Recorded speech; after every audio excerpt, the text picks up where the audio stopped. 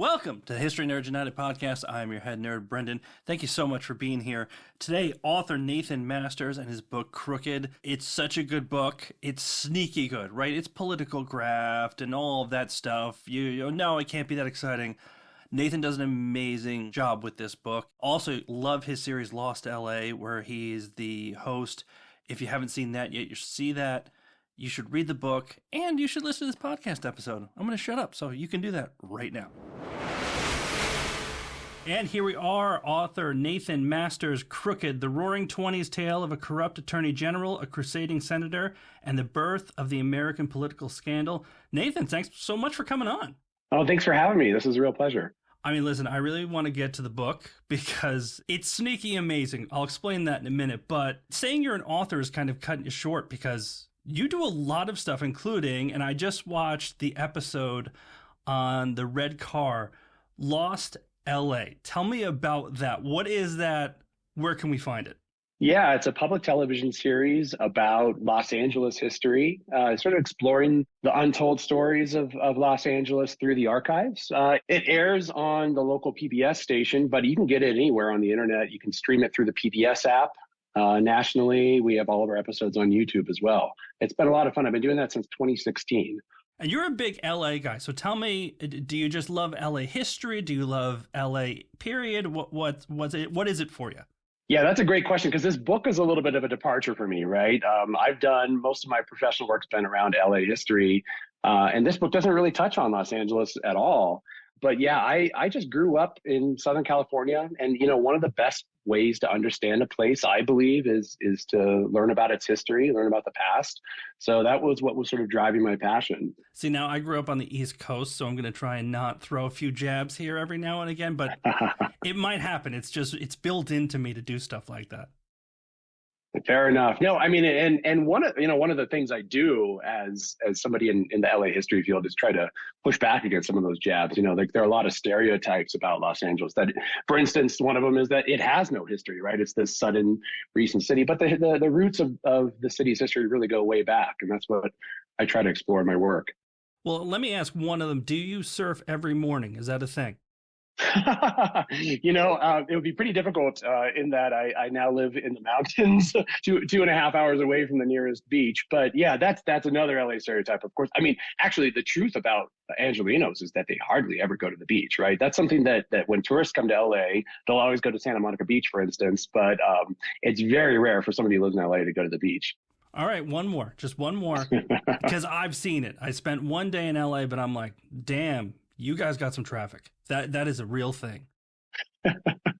It really is. It's awful. I was lucky enough to move away from the heart of the city a couple years ago, and I live in a quiet mountain town now. And the one thing I don't miss about LA at all is the traffic.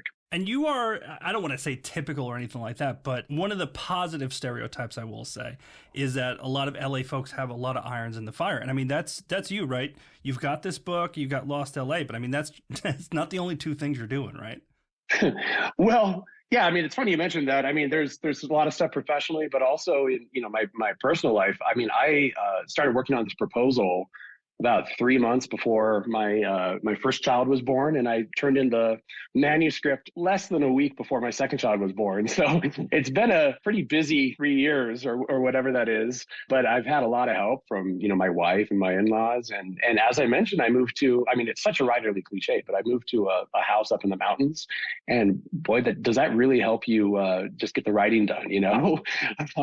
Not a lot of distractions. You can take walks through the woods and just think about what you're going to write. Well, speaking of which, let's get to it. Crooked. Listen, you're an excellent writer. I'm not saying anything otherwise, but at the same time, this is one of those stories that all the twists and turns are there. You just got to uncover it, right? You're right. I was shocked when I came across this story and found out that it hadn't really been written about really since when it occurred, right? There were contemporary journalists who wrote about it. There were essentially a few big scandals within the Harding administration, right? And President Harding served from 21 to 23. The best known is Teapot Dome. And then there's this other one that was festering in the Department of Justice that, for whatever reason, I guess it doesn't have a catchy name like Teapot Dome. I mean, that's pretty good branding, right? This other scandal has been almost completely forgotten. But you're right. It's all out there. I just had to kind of find it and then turn it into something people want to read. And I will say this too. And you completely proved me wrong. As soon as you see Teapot Dome, right, your mind goes back to grade school. And you see Teapot Dome and you're like, oh, sixth grade Teapot Dome. I remember that. Do I want to read about this? The way you set this up, I mean, your first scene, you're jumping right into the scene of, let's just say, a death. And it feels, I know it's not LA, but it feels almost LA noir the way you start this thing off. Is that what you were going for? Yeah, I appreciate you saying that. Yeah, kind of. Obviously, this is a, deeply researched, meticulously sourced nonfiction book, but I wanted to write it in the style of a true crime thriller, almost like a gangster caper. So yeah, starting off with a mysterious death in the bedroom of the Attorney General of the United States. That's a good hook, I think. Let's start with the Attorney General. So we got Harry Doherty. He's Attorney General, but who is he? How did he get there? What's his background a bit? Yeah, so he was, I would say, probably the most unqualified and the most unscrupulous person ever to serve as Attorney General of the United States. He was a machine politician from Ohio, like Ohio's Republican political boss. He served as a lobbyist. He accepted legal fees, which we'll put in air quotes, from companies that might have business to do with the state of Ohio. And then Doherty had in his pockets Ohio's leading politicians and brokered deals. He also took under his wing a young aspiring politician named Warren Harding back in, I believe, the 1890s and shepherded him to political success to the United States Senate. And in 1920, Doherty managed Harding's presidential campaign. Harding won. And as his prize, Doherty claimed the top law enforcement office in the United States. And now, how is Attorney General different from the time period that we're talking about to now? Are they still doing the same things, or do they have the same functions as we think about now today? So the role of the Department of Justice and the Attorney General has only grown since the 1920s. But yeah, essentially it's the same role. I mean, this is the office that is the ultimate decision maker when it comes to prosecutions of federal crimes. When it comes to the priorities, investigative priorities. So today there's the FBI. Back then there was the Bureau of Investigation. This is the forerunner of the FBI, and it would investigate violations of federal crimes. And the Attorney General had a lot of say in what they looked into and what they didn't. And now let's talk about his personality. Harry was just a nice guy, got along with everybody, right? He wasn't exactly a mean person, right? But he was a cunning, calculating politician. I mean, if you were one of his friends around the poker table, he could be just the nicest guy ever. But if you crossed him, look out. He had 26 different ways to get back at you. What he really excelled at was gathering intelligence on people, almost like a political spy master. He would seek out compromising information and just save it for a later date when it might be useful. And can we talk about his best friend for a second? So he seems to have, I don't want to put air quotes around it, but it's kind of important to the narrative. Who would you say his best friend is? Yeah, so his closest confidant, I don't mean to speak in euphemisms. I deliberately don't explicitly describe the full extent of the relationship in the book because I don't know what sort of supporting evidence. I don't think there's sufficient evidence to really make a claim one way or another. But I'll just say that there has long been speculation that his closest confidant, a man named Jess Smith, he owned the department store in the small Ohio town where he and Harry Doherty grew up. There's long been speculation that they were lovers. Now, again, there's no conclusive evidence, but I will say that the Hardings, Warren Harding and his wife Florence, they always treated them as essentially as a couple, right? They were always invited together to social occasions. So there's reason to believe that's true. But Jess Smith was so much more than just, if he was a lover, more than a lover or more than a friend. He was Doherty's most trusted aide. He opened doors for Doherty, but he also carried out the most sensitive tasks. He went to meetings that the Attorney General couldn't be seen at. He accepted things that the Attorney General couldn't be seen accepting. He was what allowed Harry Doherty to get away with so much for so long. All right, so if we are just going to be very simplistic and say that Doherty is our villain, we got to talk about our hero, who has honestly one of the best 20s names I've ever heard, Burton Boxcar Burt Wheeler. Tell me about him. What's his deal? The story starts around 1923. He's a newly elected member of the United States Senate from Montana. He had like strong progressive politics. He was a champion of the labor movement, really suspicious of centralized power, really suspicious of Wall Street, and believed that Wall Street and the newly elected Harding administration were essentially in collusion against the interests of the common person. Got elected in part on a pledge to investigate or to go after Harry Doherty, who had orchestrated what I would say is one of the most sweeping injunctions ever against American labor in U.S. history. There was a huge strike that basically shut down all the nation's railroads in the heart of the 1922 campaign. And Doherty went to court using some sort of like tricky, some dirty tricks, and got a judge to issue an injunction, not only breaking the strike, but forbidding all the strikers from standing on soapboxes, from making any sort of speech about the strike. And this really offended Wheeler's sense of justice. You know, he thought the federal government was now working with the big railroads on Wall Street to hurt the common person, and he thought he'd do something about it. Of course, at the time, he had no idea the depth of Doherty's villainy, right? Well, Wheeler's an interesting guy, right? Because he's not native from Montana. He's a kind of a double outsider because when this all starts coming down, right, he is a freshman senator. Like, he doesn't know what's going on, and he steps into it almost immediately. But even in Montana, there's a lot of questions about, like, hey, he got elected, but really, what's his deal? He had a lot of energy, I'll say that. He had a lot of guts, definitely. It's funny you say, he didn't know what he was doing. And that actually, for him, was a virtue, right? He got to the Senate and didn't know any of the rules or traditions. The Senate is this tradition-bound body, right? They pride themselves on being the world's most deliberative body. He basically either didn't know or didn't care about the rules and just proceeded. Freshman senators are supposed to sort of sit back in the back row silently and watch the elders in the Senate do their work, and eventually, maybe after they get reelected a couple times, they can do some real work. Well, Wheeler just went right into it. He bulldozed through the Senate. He was quite a character. As far as Doherty and politics are concerned, this is basically the equivalent of stepping into the ring for the first time and saying, "Yeah, I could fight Mike Tyson." Yeah, exactly. Some neophyte, somebody who's never boxed before in his life, going against Mike Tyson. Yeah, because Doherty was probably the most intimidating political figure in the country at the time. And Wheeler, what he had going for him was in Montana, right? It was very much a frontier state then, rough and tumble politics. All the local courts were crooked, right? He was elected to the state legislature once, but it turned out he'd been elected sort of as a pawn of the mining company that controlled state politics. Eventually, he rebelled against all of that. He was served as the top federal prosecutor. He had some experience with countering dirty tricks and playing hardball. That came in handy, but yeah, he was the underdog for sure. And also, too, and I really appreciate this whenever somebody's writing history, you also don't make Wheeler a saint, because he's not a saint. And he can be very often a complicated guy. And you kind of show that from the beginning, right? That, it's a bit impetuous going in there and just starting a fight and everything like that. And there was a lot of things about Wheeler that could rub people the wrong way, even if they weren't crooked, right? Yeah, thanks for saying that. I definitely tried. Again, this is nonfiction, but I try to write it almost as like a novel. And I tried to draw Wheeler as a really complicated character, a flawed hero, essentially. You almost find him a little obnoxious, right? And the thing is, he seems to revel in being obnoxious, right? He's aware of that, and that's sort of his trait. So Wheeler is maybe best known today, or best remembered as being, associated with the America First movement.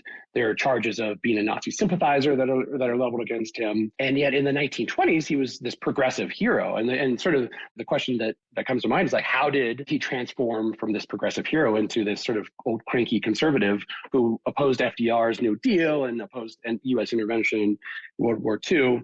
Well, the roots of that I think are in this book, right? He loved to be contrarian. He loved to buck party lines. And he was a Democrat, right? Who was later FDR's biggest enemy, essentially, in the United States Senate. The roots of that are all in this book here. Furthermore, Wheeler, even as he's pursuing Doherty, right, he crosses what I think are some ethical lines, right? He probably justified it by saying it was for the greater good, right? I'm going after the most corrupt attorney general in U.S. history, but he didn't fight that fight as a prosecutor would in a courtroom, right? He thought he was arguing in a different form, different rules applied to him. So he put serial liars on the witness stand in the Senate. He heard from a rogues gallery of witnesses and admitted hearsay into evidence when it would never be admitted in a courtroom. Again, he thought he was going for the greater good, but you could definitely find fault in some of his methods. I mean, that was a truly mind-blowing part of the book where this goes and becomes cloak and dagger type stuff, right? So for anybody following along, right? Okay, we've got a senator and attorney general fighting. We've seen this stuff before. And then it just kind of keeps going. And all of a sudden we've got private investigators. We got something like the FBI, which Dougherty controls, which at this point, right, it's pretty small, but this is where we start to see kind of an expansion of what it will be, right? Yeah, the Bureau of Investigation, which became the FBI in the 30s. Yeah, it had recently expanded during World War I and then during the Red Scare that followed World War I. The real transformation was after Dougherty took office. He installed his longtime friend, Billy Burns, who was a legendary private detective, but he had a reputation for, jury fixing, witness intimidation, dirty tricks like that. Dougherty installed him as the director and then proceeded to essentially weaponize the Bureau of Investigation against his political enemies. And now somebody else, I have to call her out because she comes from another favorite book of mine, is Mabel Walker Willebrandt. So do me a favor, give me just a quick background on her and how does she figure into this? Yeah, so she's a fascinating character. She would have been a much bigger character in my book if Abbott Kaler or Karen Abbott back then hadn't written Ghosts of Eden Park, in which Mabel Walker Willebrandt was the main character. But she was actually a young lawyer recently out of the University of Southern California Law School who was, I believe, the second female assistant attorney general in the Department of Justice. Harding and Dougherty appointed her to oversee prohibition prosecutions. And the thinking at the time was, this is a section of the Department of Justice that we don't necessarily need a headstrong prosecutor in. We want somebody we can control. So a young woman is obviously not going to create any trouble for us there. Well, turned out that wasn't exactly the case. She was quite headstrong. She was quite principled in doing her job. Even though she was personally opposed to prohibition, she went after America's leading bootlegger, a man named George Remus, just about as strongly as anybody could have. And ultimately, that prosecution created a little bit of problems for Dougherty. Remus became one of the leading witnesses against Dougherty in the Senate investigation. So we got to tie into all the listeners, right? You need to read Crooked and you need to read Ghosts of Eden Park, who I think I can say out loud, Abbott loved your book as well. And we were just talking before we hit record. I'm like, I read that part. I reached out to Abbott. She's like, Nathan's book is fantastic. I'm like, it is. I just wanted to be able to name drop on the podcast. That's where this is all coming from. I'm glad we did. It's a Ghost of Eden Park because it's a great book. Totally recommend it. And I was really honored to get an endorsement from Abbott. We talk about Wheeler being very complicated. Mabel's kind of the perfect yin and yang to everybody else, where she's tough as nails. Everybody expected her to be weak, and she just would take nothing from no one and was just straight ahead. Totally. So it's nice to have that contrast within all of this because, as we're talking about, there's investigators and everything, and there becomes this big, and I didn't realize this, and you mentioned this. There's a Senate hearing, all of these things are happening, and it's not a court of law. And that's a huge piece of this, where all of a sudden everyone's dirty tricks come out because it's like, oh, well, you're in front of the Senate, so some of this stuff would be illegal if we did X, Y, and Z, but we can get away with all of this stuff, and the mudslinging just seems to go on forever between these two, right? Yes. Wheeler's first witness is the ex-wife of Jess Smith, who basically knew where all the bodies were buried in Dougherty's Justice Department, and wasn't afraid to share what she knew. And then of course her testimony was followed by Harry Dougherty deploying some blackmail against her, and it really was. You're right to describe it as mudslinging. And I mean, it's not even two. I forget what the number of witnesses were, but this was not something that was over, oh, we're going to call people in and do a couple things. Like, this was a campaign by either side to just see who can get dirtied up the most. Essentially, that's right. And that's where you might say Wheeler lost his moral compass, right? He could have conducted the investigation in a different way, but he had a pretty keen appreciation for the way the media landscape was changing. And, this is pre-television, right? The televised hearings would have been probably even more circus-like. But this was the 1924 when these hearings took place. It was really the first time when the entire nation was paying attention to the news from the nation's capital together. I mean, not just political news, but news about the latest boxing match or the latest Hollywood scandal, Fatty Arbuckle's manslaughter case or the murder trial of Leopold and Loeb. Because the way newspapers presented the news to the public, right? Tabloids were a new thing then. Even the broadsheets loved screaming headlines. The media was really into sensationalism. And Wheeler knew that if he could provide that in the hearing room of the Senate, that the newspapers would pick it up and everybody would pay attention. And it was true. He basically was able, by calling one witness after another, was able to just heap a ton of shame on the attorney general. And do you think this is where, because I felt like this point of the book, Wheeler started out as Crusader. He really did see this and he had his moral compass. And like you said, is this the point? Is this a point where you look at him and you start to say, this became more about your ego at this point? This wasn't about Doherty, wasn't about anybody else. It was your ego that you took it this far and now you were going to do whatever you had to do to kind of land that plane. Yeah, I do think ego was a big part. He seemed almost infatuated with the fact that barrels of ink would be spilled every time he just opened his mouth and said something obnoxious. It was beyond ego. There was also, there was a feud, right? He grew to hate, I believe, Harry Doherty, and Doherty hated him. It became personal.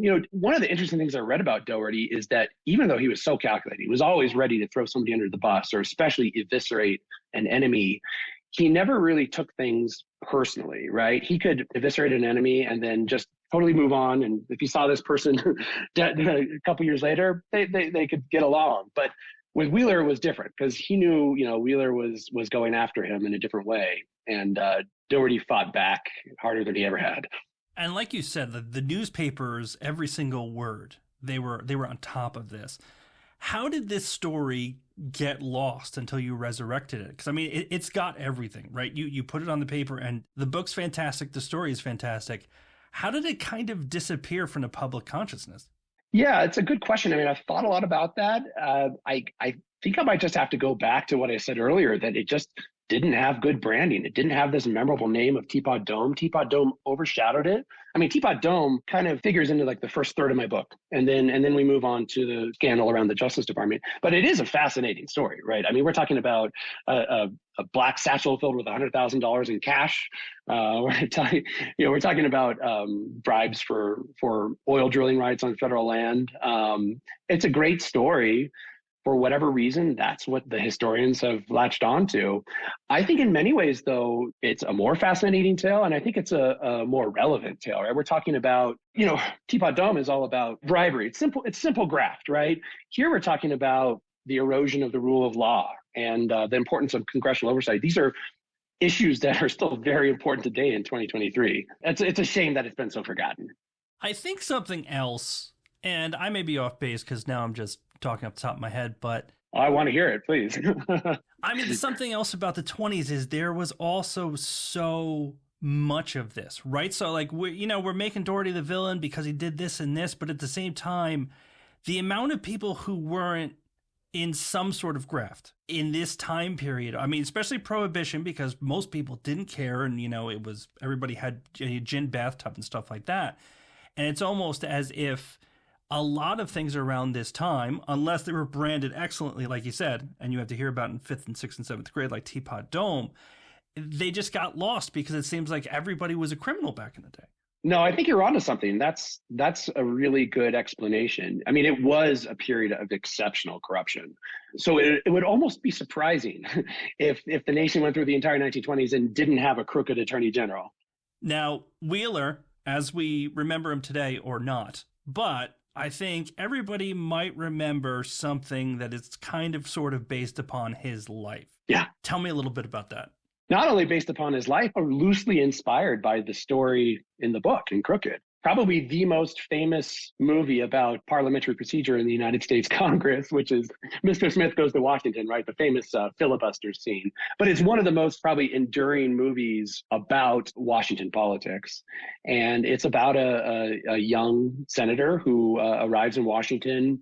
A crooked older senator takes him under his wing, thinks he can control him. And this young senator, played by Jimmy Stewart, of course, fights back. And that Jimmy Stewart character Mr. Smith was essentially based on Wheeler coming to Washington as this naive senator, thinking he could take on all of this corruption and then suffering what you could say are some pretty severe consequences. I'm going to say it right now. I think this has limited series on Netflix written all over it, or Hulu, wherever you want to shop it. That's fine.